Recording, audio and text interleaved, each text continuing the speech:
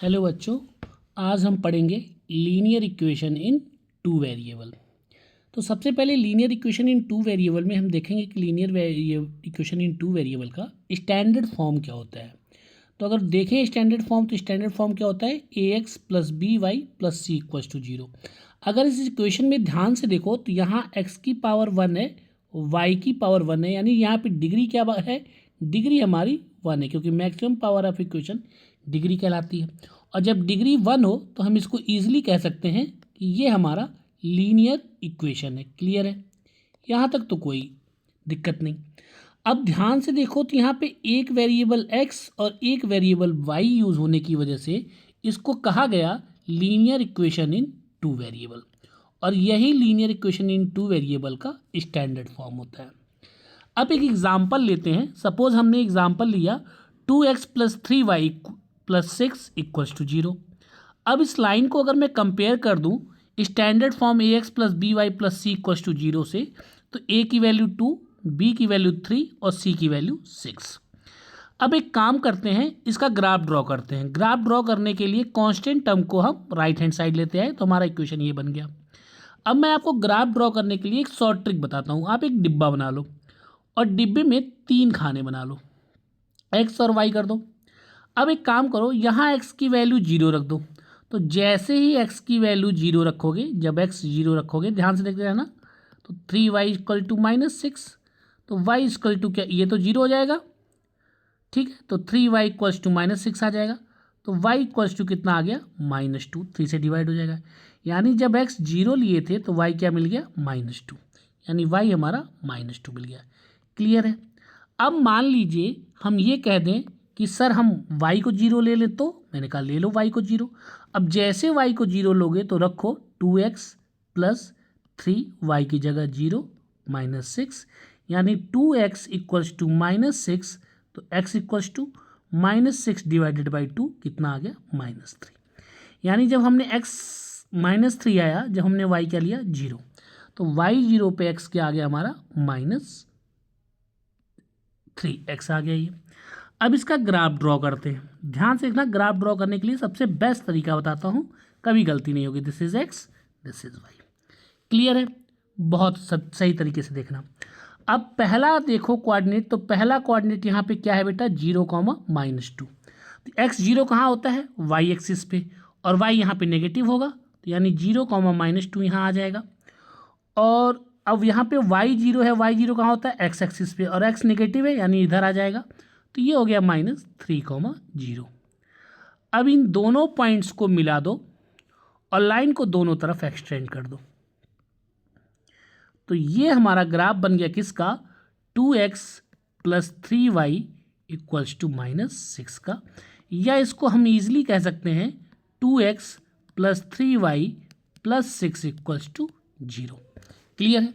तो यहाँ से हमने क्या बनाना सीख लिया? ग्राफ बनाना सीख लिया।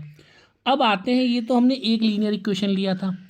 अब हमारा अगला टॉपिक है कि हम इसमें देखते हैं, जब हमारे पास पेयर ऑफ लीनियर इक्वेशन हो, pair of linear equation in two variable.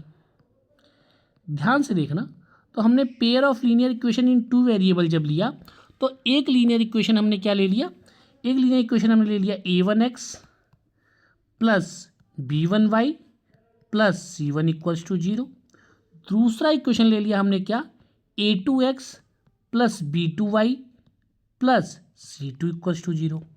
अब बात आती है कि इन दोनों इक्वेशन को देख के क्या सर हम ये बता सकते हैं कि ये लाइन पे कितने सॉल्यूशंस होंगे, ये लाइन इंटरसेक्ट करेगी या नहीं करेगी, उनका नेचर क्या होगा? हाँ, इजीली बता सकते हैं। कैसे? देखना ध्यान से।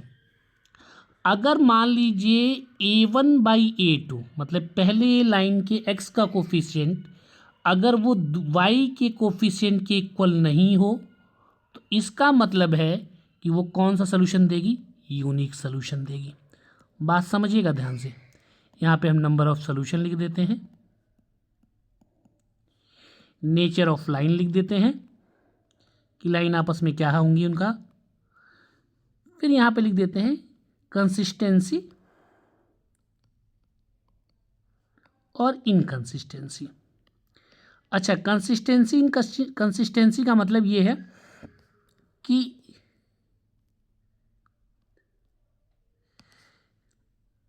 ठीक है, अब देखिए, तो यहाँ पे अगर a1/a2 is not equals to b1/b2 हो तो इसका मतलब है कि यहाँ पे हमारा कौन सा सोल्यूशन होगा, यूनिक सोल्यूशन होगा। क्लियर है। नेचर ऑफ लाइन कैसी होंगी, तो नेचर ऑफ लाइन बेटा इंटरसेक्टिंग नेचर की होंगी, किसी एक पॉइंट पे इंटरसेक्ट कर रही होंगी, इंटरसेक्टिंग नेचर की होंगी, यानी किसी एक जगह कट कर रही होंगी, इसीलिए वो कौन सा सोल्यूशन देंगी, यूनिक सोल्यूशन देंगी। और अगर सोल्यूशन है तो इसका मतलब कंसिस्टेंट होंगी। बात समझ में आ रहा है कि नहीं आ रहा है? क्लियर। अब बात करूं कि सपोज मान लो a1/a2 इक्वल्स टू b1/b2 तो हो जाए, लेकिन कांस्टेंट टर्म के रेशियो के बराबर ना हो, तब इस केस में नो सोल्यूशन मिलेगा और लाइन आपस में क्या हो जाएंगी, पैरेलल, यानी दो ऐसी मोहब्बत जो कभी एक दूसरे से नहीं मिलेगी, तभी इसका सोल्यूशन होगा भी नहीं, तो इसका नेचर हो जाएगा इनकंसिस्टेंट। बात क्लियर समझ में आ रही है बेटा? अगर मैं कहूँ, एक बच्चा कहे सर सपोज ऐसा हो जाए कि a1/a2 इक्वल्स टू b1/b2 हो जाए और सर c1/c2 भी हो जाए, तो तब क्या होगा? तो मैंने कहा ध्यान से देख बेटा, इस केस में वो लाइन कुछ ऐसी हो जाएगी, मतलब इनफाइनाइट सोल्यूशन मिलेगा, मैनी सोल्यूशन मिलेगा। जैसे कहने का मतलब है कि सपोज एक लाइन ये हो गई, ध्यान से समझ, एक लाइन ये हो गई अगर, तो जो दूसरी लाइन होगी वो इसी को जस्ट कोइंसाइड कर जाएगी इसी के ऊपर, तो यानी नंबर ऑफ सॉल्यूशंस क्या हो जाएंगे, इनफाइनाइट हो जाएंगे, और इसका भी नेचर क्या होगा, कंसिस्टेंट होगा। बात समझ में आई क्लियरली पूरी तरह? चलो एग्जाम्पल के तौर पे बताता हूँ और ग्राफ के भी थ्रू बताता हूँ। तो पहले हम देख लेते हैं यूनिक सोल्यूशन के लिए। ध्यान से देखना, हम वेरिफिकेशन करके पूरा दिखा रहे हैं कि यूनिक सोल्यूशन क्या ये फॉर्मूले से भी सेटिस्फाइड हो रहा है और ग्राफ से भी। तो आइए यूनिक सोल्यूशन के लिए देखते हैं। क्लियर है? This is unique solution. अब आइए यूनिक सोल्यूशन के लिए अगर एग्जाम्पल लें तो सबसे पहला एग्जाम्पल लेते हैं एक एक्स माइ, ये लाइन 1 है, ध्यान से समझना, ये लाइन 1 है, x-2y इक्वल्स टू 0। दूसरी लाइन है क्या कि 3x + 4y -20 इक्वल्स टू 0। तो लाइन 2 को अगर हम चाहें तो 20 को उधर भेज दें, तो मैं ऐसे लिख सकता हूँ 3x + 4y equals to 20। Clear है? आइए पहले हम लाइन 1 के लिए कोऑर्डिनेट्स निकाल लेते हैं। ध्यान से देखना बेटा, लाइन 1 के लिए जब मैं कोऑर्डिनेट्स निकालने गया तो मैंने वही सिंपल सी बात, 3 डब्बे बना लिए, यहाँ x लिखा, यहाँ y। अब ध्यान से देखने की कोशिश करो, तो अगर इस equation x - 2y equals to 0 में x 0 रखो तो y क्या मिल रहा है, 0। अब सपोज मान लो, अब दोनों 0 रखने पे दोनों 0 मिल रहा है, अगर x की वैल्यू हम 10 रख दें, समझना, ठीक है, तो 10 - 2y इक्वल्स टू 0, तो यानी 10 इक्वल्स टू 2y। और इसको अगर मैं सॉल्व करूंगा तो बड़े आराम से कह सकता हूं कि 2y इक्वल्स टू कितना आ जाएगा, 10 में 2 से डिवाइड होकर 5, यानी जब x 10 रखा तो y क्या मिल रहा है, 5। अब इसका ग्राफ, ये तो पहली लाइन हुई। अब दूसरी लाइन के लिए जब हम ड्रॉ करना चलेंगे, लाइन 2 के लिए सारे कोऑर्डिनेट्स निकाल लेते हैं। लाइन 2 क्या था, 3x + 4y इक्वल्स टू 20। इसके लिए भी सेम चीज़, डब्बे बना लीजिए। क्लियर है? ये x ये y, यहाँ तक तो कोई दिक्कत नहीं होनी चाहिए। अब मैंने मान लीजिए x की वैल्यू 0 ली, तो देखो 3 × 0 + 4y इक्वल्स टू 20, तो 3 × 0 तो 0 हो जाएगा, तो यानी 4y इक्वल्स टू 20, तो y इक्वल टू कितना आ गया, 5, यानी x 0 था तो y क्या मिला, 5। क्लियर है? क्लियर है बेटा? अच्छा जी, अब मान लीजिए y की वैल्यू 2 ले, ऐसा वैल्यू लेना जिससे इंटीजर में वैल्यू आए, मतलब डिवाइड हो जाए पूरी तरह। तो 3x + y की जगह 2 रखा, तो 3x, ये 4 2 जा 8 होगा, उधर जाके माइनस हो जाएगा, तो 3x इक्वल्स टू कितना आया, 12, तो x equals to 12 divided by 3 कितना आ गया, 4। क्लियर है? तो यहाँ पे y जब 2 लिए तो x क्या मिला, 4। ठीक है, तो यानी हमको मिल गया 4,2। अब ध्यान से देखना, दोनों लाइन के कोऑर्डिनेट्स मिल चुके हैं हमको, तो हमने ये एक्स वाई एक्सिस का क्वाड्रेंट बना लिया, सॉरी। अब पहली लाइन का कोऑर्डिनेट लेते हैं क्या, 0,0, लाइन 1 का, ध्यान से देखते रहना। और दूसरा पॉइंट क्या, एक्स की वैल्यू 10 है, मान लो यहाँ 10 यहाँ कहीं आएगा, सपोज 10,0, और वाई की वैल्यू यहाँ पे कहीं 0,5 आएगी। तो इन दोनों को ऐसे आमने सामने ले जाओ तो ये वाला कोऑर्डिनेट जो आएगा हमारा क्या आ जाएगा, ये आ जाएगा क्या, 10,5। बात समझ में आ रही, इसको मिला दीजिए और इस लाइन को इस तरफ आगे बढ़ा दीजिए। तो ये लाइन हमारी कौन सी हो गई, x minus 2y equals to 0, line 1। ध्यान से देखते रहना बेटा, बहुत बेहतरीन कॉन्सेप्ट, क्लियर है। अब अगर मैं दूसरी लाइन ड्रॉ करने चलूँ तो दूसरी लाइन का कोऑर्डिनेट क्या था, 0,5, ये था 0,5। और दूसरा कोऑर्डिनेट क्या था, 4,2। मान लीजिए कि 4,2 जो आएगा, सपोज ये कहीं 4 आएगा, ठीक है, 4,0 है ये, और यहाँ पे कहीं 2 है। तो अगर मैं इस 4,2 को मिलाऊं तो 4,2 हमारा यहीं कहीं आएगा, ये रहा 4,2, क्लियर है, ध्यान से समझना भैया। तो ये हमारा 4,2। अब इस पॉइंट को और इस पॉइंट को मिलाओ और दोनों तरफ एक्सटेंड कर दो, तो बताओ एक जगह इंटरसेक्ट कर रही है कि नहीं कर रही है। इस लाइन का equation 3x plus 4y equals to 20, this is line 2, और एक जगह इंटरसेक्ट कर रही है, इसलिए इसका सोल्यूशन क्या हो जाएगा, यूनिक सोल्यूशन। तो एक बच्चा कहा सर ये तो आपने ग्राफ से बताया, क्या जो a1/a2 था b1/b2 उसके कॉन्सेप्ट से भी बता सकते हैं? हमने कहा हाँ जी वो उससे भी बता सकते हैं। अगर लाइन 1 का इक्वेशन देखो ध्यान से, तो लाइन 1 का इक्वेशन था x minus 2y equals to 0। अब इसको कंपेयर कर दो, कंपेयर करोगे किससे, a1x plus b1y plus c1 equals to 0 से। तो देखो a1x का कोफिशिएंट वहाँ पे क्या है, 1, b1 कितना है, -2, और कांस्टेंट टर्म तो है नहीं, तो क्या हो जाएगा, 0। अब लाइन 2 की बात करते हैं। लाइन 2 क्या दिया था, 3x minus 4y plus 4y minus 20 equals to 0। इसको कंपेयर कर दो किससे, इसको कंपेयर कर दो a2x plus b2y plus c2 equals to 0। तो क्या मिलेगा यहाँ पे, a2 मिल गया 3, b2 मिल गया 4 और c2 मिल गया -20। अब आओ a1/a2 क्या है बताओ ध्यान से, तो a1 पहले में 1, a2 3, b1/b2 देखो क्या है, b1 पहले में कितना निकला है, -2, और b2 कितना निकला है, 4। तो ये सिंप्लीफाई करोगे तो 2 1 जा 2, 2 2 जा 4। अब यहाँ से ध्यान से देखो तो क्या a1/a2 is not equals to b1/b2 आ रहा है कि नहीं, ये 1/3 है और ये -1/2 है, -1/2 है, तो इसका मतलब ये कौन सा सोल्यूशन देगा, यूनिक सोल्यूशन। देखो ग्राफ से भी दिख रहा है और मैथमेटिकल फॉर्मूले से भी दिख रहा है कि ये कौन सा सोल्यूशन देगा, यूनिक सोल्यूशन देगा। चीज़ें यहाँ तक पूरी तरह क्लियर है।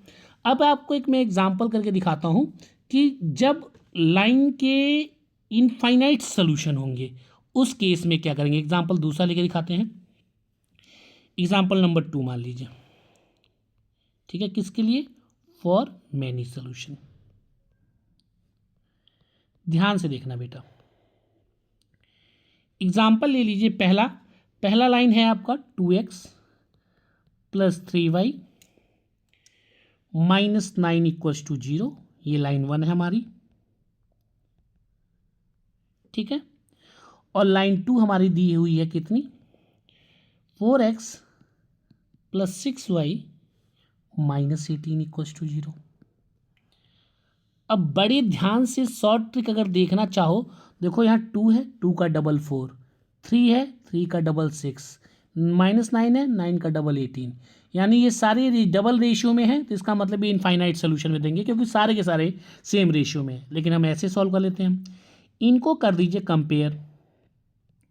कंपेयर किससे करिए, a1x plus b1y plus c1 equals to 0 से। तो a1 यहाँ 2 आ गया, b1 हमारा कितना आ गया, 3 आ गया, c1 हमारा कितना आ गया, -9 आ गया। इसको कंपेयर कर दीजिए सेकंड लाइन से, सेकंड लाइन के स्टैंडर्ड इक्वेशन से, compare with a2x plus b2y plus c2 equals to 0। तो a2 यहाँ क्या हो गया हमारा 4, b2 हमारा क्या हो गया 6, c2 हमारा क्या हो गया माइनस का 18। क्लियर है। अब ध्यान से देखो, तो अगर मैं a1 बाई a2 निकालूं तो कितना हो जाएगा, a1 2, a2 कितना है 4, यानी ये आ गया 1/2। b1 बाई b2 निकालूं अगर, तो b1 यहाँ पे 3, b2 वहाँ पे 6, तो इसका भी 1/2। अगर मैं c1 बाई c2 निकालूं तो c1 -9 और c2 -18, माइनस माइनस कट गया, 9 1 जा 9, 9 2 जा 18।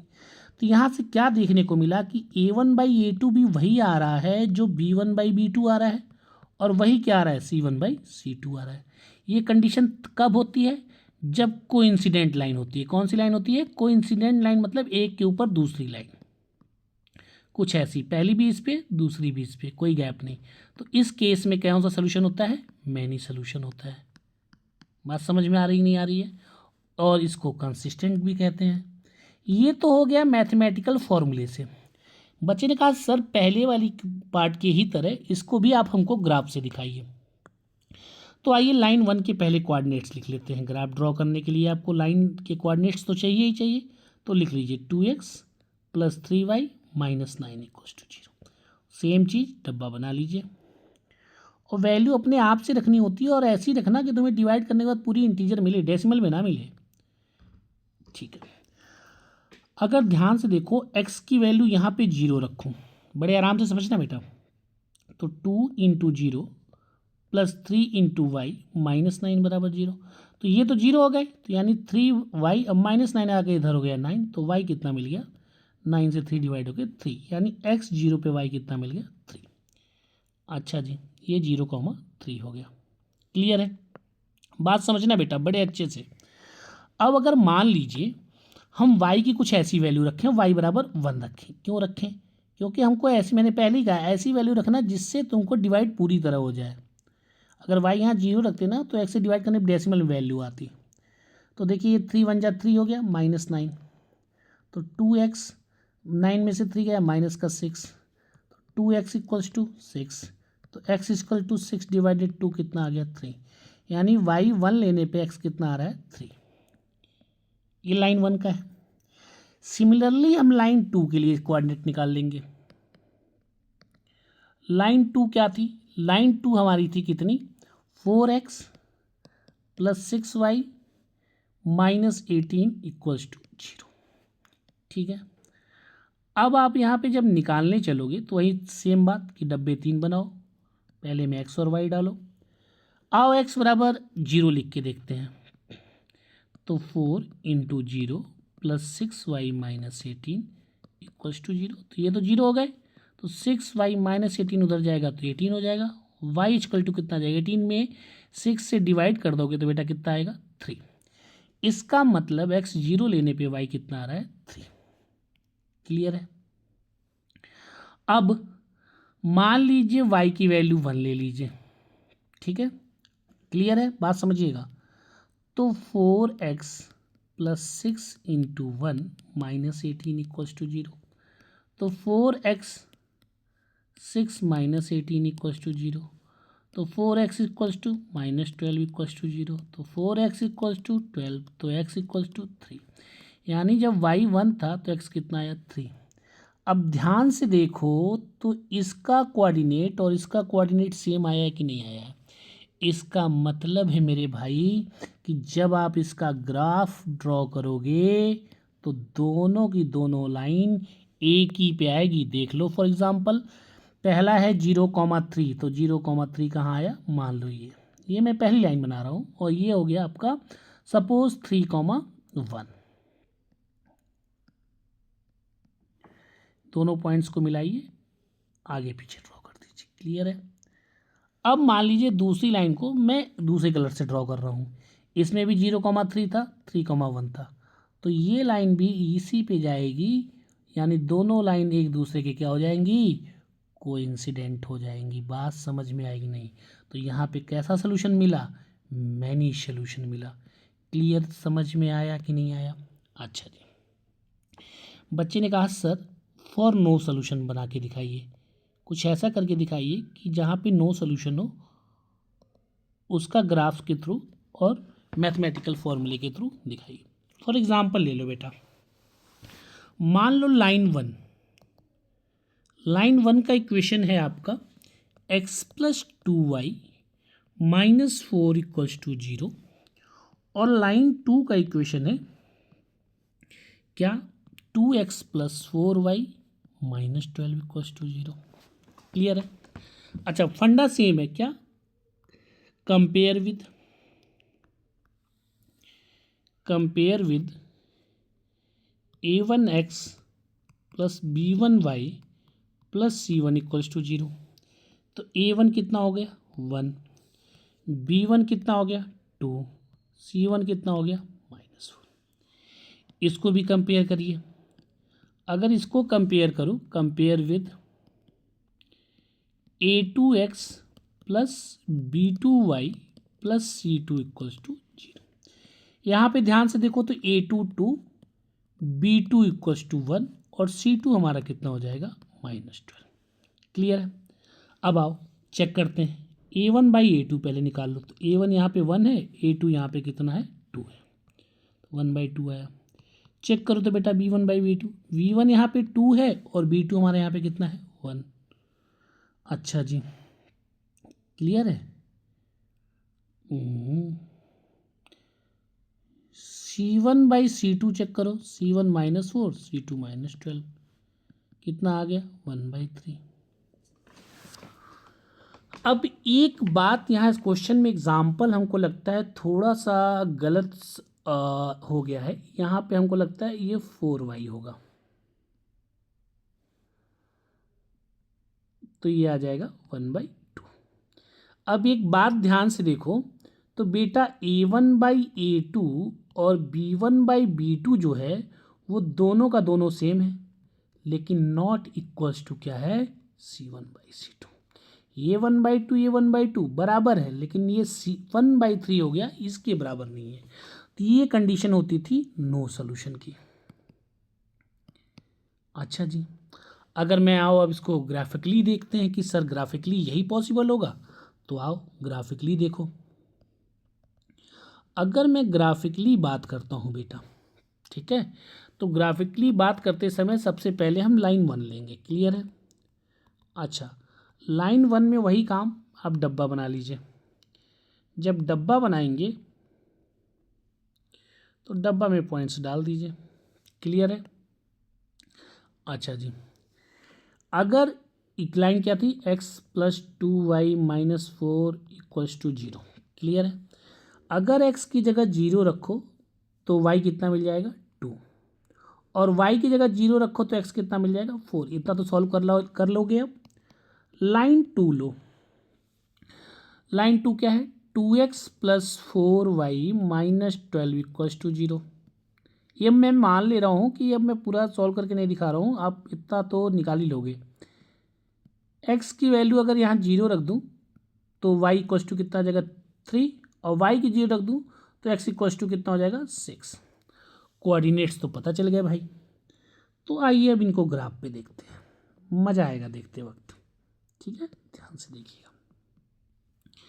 तो पहली लाइन को हम इस कलर से ड्रॉ करते हैं।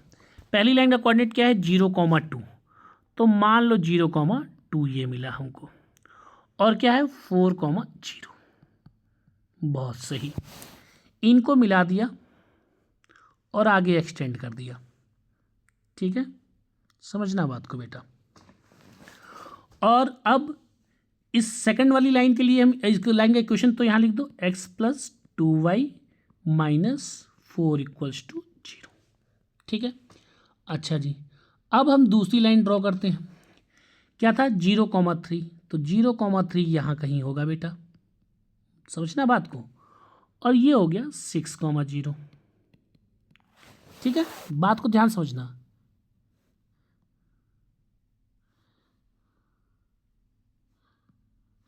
अब देखो क्या ये दोनों लाइन पैरेलल नहीं हो गई? और बेटा पैरेलल लाइन तुम्हें पता है आपस में जाके कहीं भी एक दूसरे से नहीं मिलती। इसका मतलब ये भी क्या डिनोट करेंगी नो सॉल्यूशन। क्या मेरी बात समझ में आई या नहीं आई? आ गई आपको पूरी तरह। तो आज हमने क्या पढ़ा? आज हमने पढ़ा, कंक्लूज़न है कि आज हमने standard form of linear equation सीखा कि स्टैंडर्ड फॉर्म क्या होता है। फिर हमने उनको मैथमेटिकली उनके नंबर ऑफ़ सॉल्यूशन सॉल्व किए कि मैथमेटिकल फॉर्मूले का यूज़ करके नंबर ऑफ़ सॉल्यूशन कितने होंगे, ठीक है। फिर उसी नंबर ऑफ़ सॉल्यूशन को हम ग्राफिकली सीखे। क्लियर है?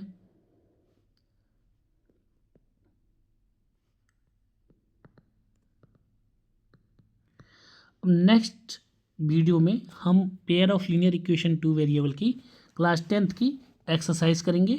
आज के लिए धन्यवाद, और प्लीज़ इस वीडियो को देख के शेयर एंड सब्सक्राइब करेंगे तो थोड़ा मेहनत करने का जज्बा बढ़ेगा।